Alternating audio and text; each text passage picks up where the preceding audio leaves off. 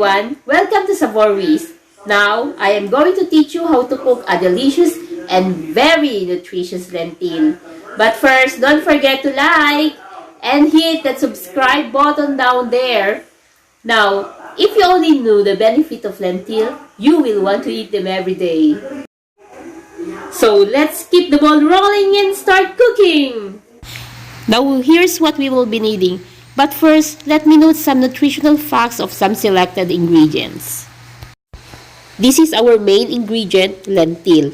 Now, I was so surprised to learn that lentil is one of the most nutritious food that is available on planet Earth. It's rich in iron and fiber. It's not only good for lowering cholesterol, but it does wonders for helping your digestive system stay regular and helps keep your blood sugar stable.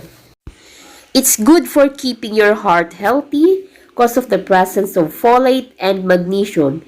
It's rich in protein and very low in calorie, and they can be a substitute for bad carbohydrates like pasta and rice. It's also been touted for promoting weight loss and enhancing hair growth.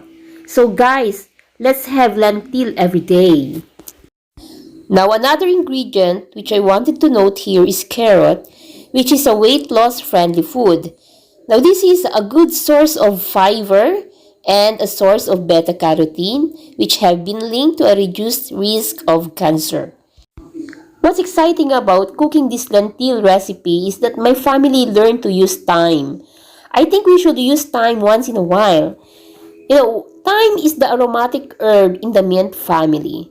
It's good for the lungs, remedy for whooping cough, it purges the body of phlegm, and an excellent remedy for shortness of breath. Now, take note of this. If you have gout, this is good for you. It has an antioxidant properties that have anti-aging implications.